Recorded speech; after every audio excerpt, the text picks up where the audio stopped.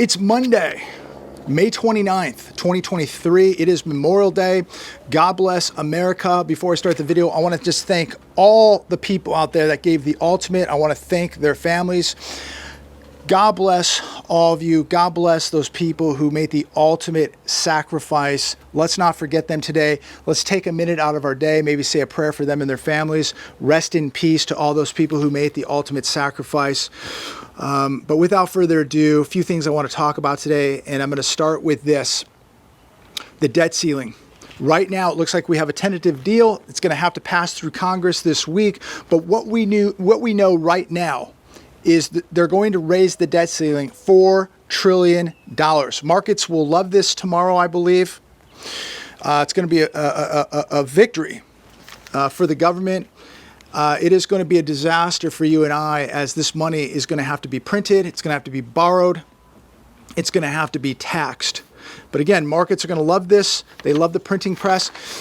Expect Jerome Powell and the Fed to raise interest rates in June. I believe it's 90% now. Now that they've raised the debt ceiling, I think this is going to give Jerome Powell the green light to raise interest rates.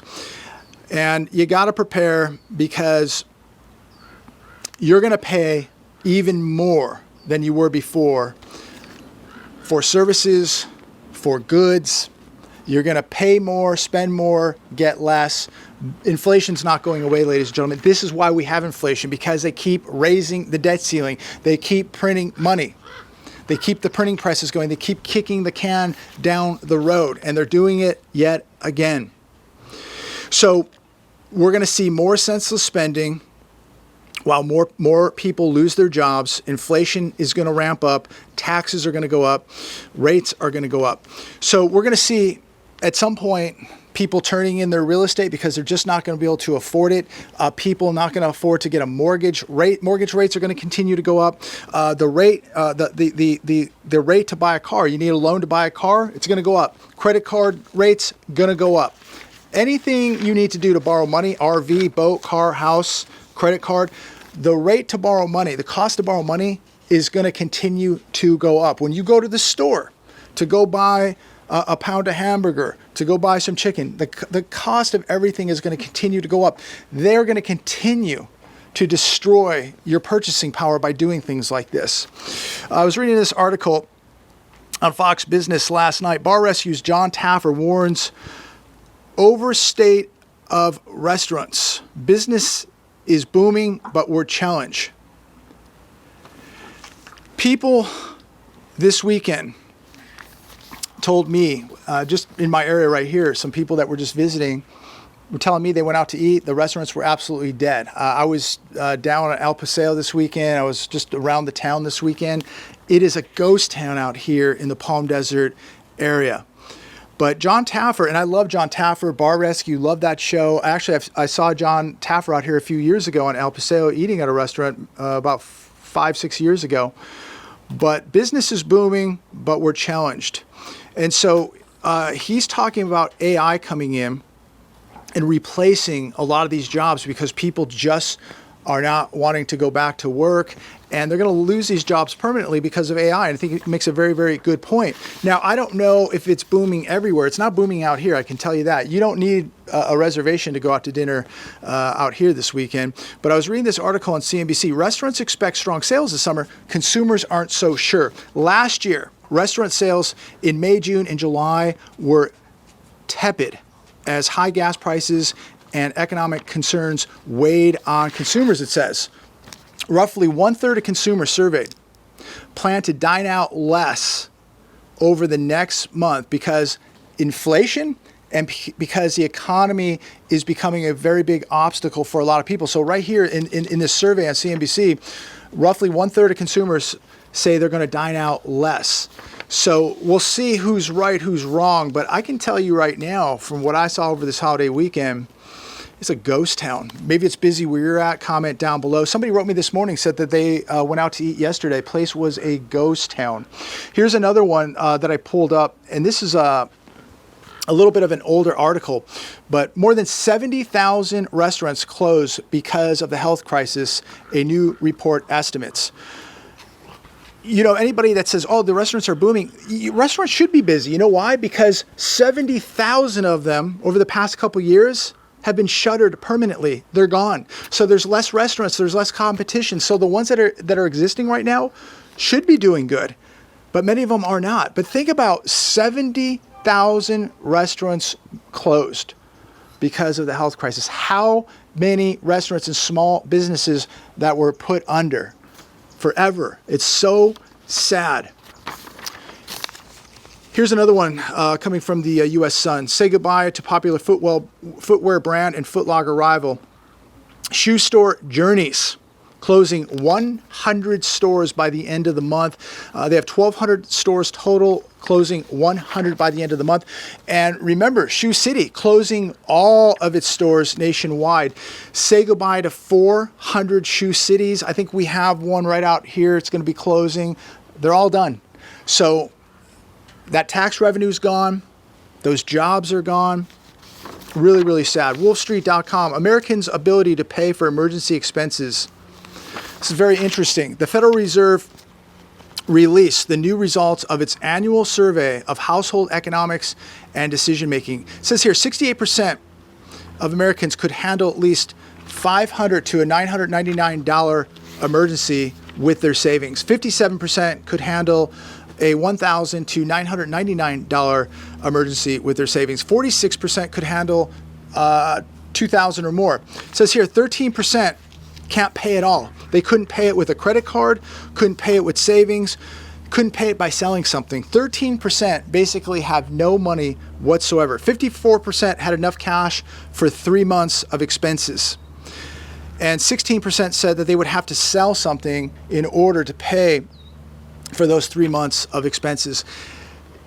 I think these numbers are a bit manipulated, but think about how the condition of the average American is right now before we enter this collapse. And we are in the beginning phases of a depression at this point. And you look at these numbers and they're not very good. They are not very good. Most people in this country are not prepared for a serious emergency, let alone a depression. Major central banks were expected to pause rate hikes soon. Now it's not so clear. This on CNBC. They're worried about inflation now being entrenched. We are far from getting inflation down to 2%. They're not going to take their foot off the gas pedal, ladies and gentlemen. Job figures are strong. We have the questionable unemployment number at 3.5%, very questionable. GDP up 1.3%, very questionable. CPI 4.9%, very questionable. But all of this is going to just gas and fuel the next rate hike. The Fed is going to look at this and they're going to use these numbers, as manipulated as they are, and they're going to use these numbers to raise rates in June. And of course, so many people said, nope, not going to happen, not going to happen. It's 90%, ladies and gentlemen, that it's going to happen. And if it doesn't happen in June, it's going to happen in July. But I think it's going to happen in June, and it could happen again in July. Here's another one. African nations could embrace BRICS currency instead of the US dollar. Economist says African countries are watching on the sidelines, and they're currently under tremendous pressure because of inflation and shortage of dollars. So they're feeling the pain from the dollar-dominated economy, and therefore looking at the BRICS as a safety valve. Ally Khan Sachu, economist and CEO of Rich Management, said this: I fully expect African countries to embrace the BRICS currency. This is going to happen, ladies and gentlemen. May not happen tomorrow, may not happen in 6 months, may not happen in a year, but I'll tell you what, every day it goes by, it's getting closer and closer. And you can bet the world resents the inflation America has caused right here, because this inflation is pouring over into these smaller countries, into these emerging markets. And the world is extremely upset because of this. Here's another one. American elites starting to concede world rebelling against the U.S. And nobody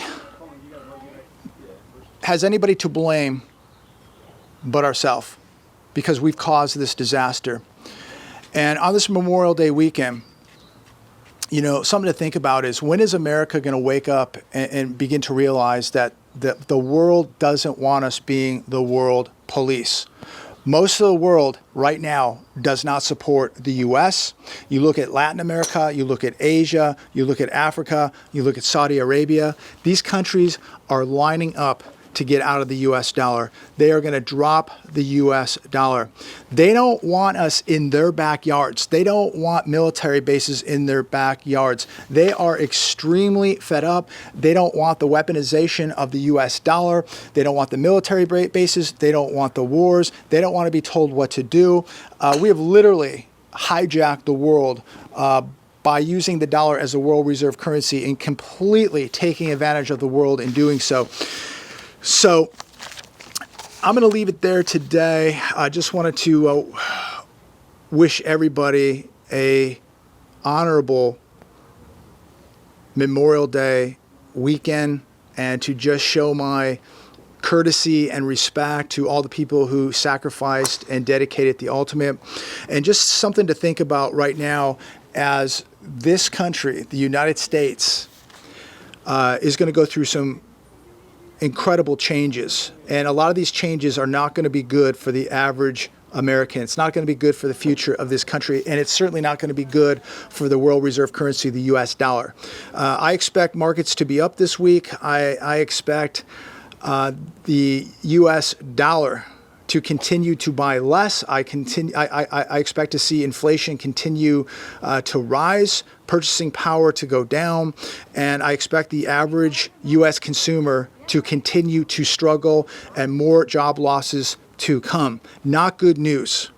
It is not good news. And I think a lot of these people who gave the ultimate for this incredible, beautiful country, I think so many of these people right now are rolling over in their graves, watching what we have become. Really, really sad. And it's sad to have this kind of news on Memorial Day weekend, and on this Memorial Day. It's really, really sad. But I'm going to leave it there today. Let me know what you think. Let me know what you see happening this week with the markets. Are we going to get another rate hike? Let me know your thoughts on this.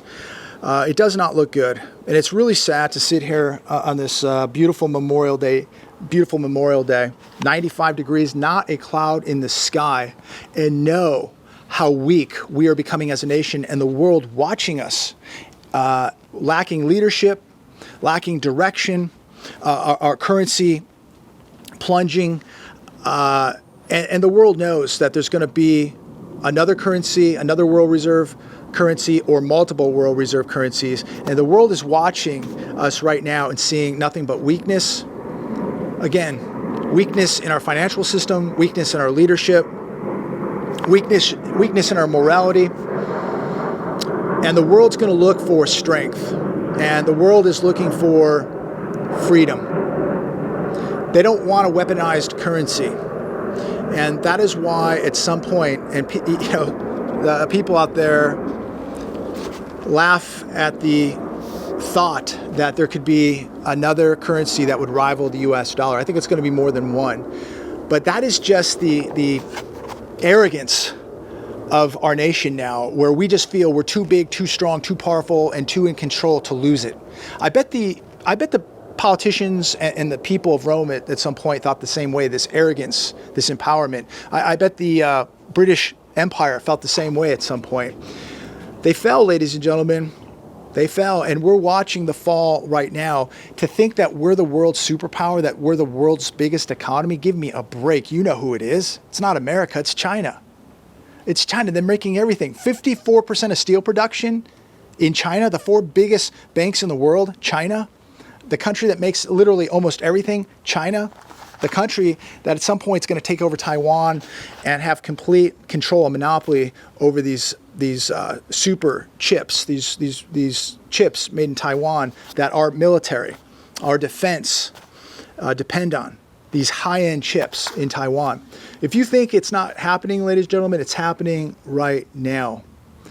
Be prepared the best that you can. Do what you think you have to do now to prepare. I certainly wouldn't just be holding everything in paper. I wouldn't just be holding everything in dollars or everything in Wall Street. I think you better start thinking outside of the box, that you better be holding a lot more than paper, because paper can go to zero overnight. Have a great day. We'll see what happens tomorrow. Maybe I'm completely wrong. Maybe the market will crash tomorrow. Who knows? What's up is down. What's down is up. Nobody can predict this stuff. There's no fundamentals with anything at this point. We'll see how it plays out. Have a safe day. And remember, make sure to say a prayer for the families and for the people that gave the ultimate. God bless all of you. Make sure to like, subscribe, and share this video. God bless.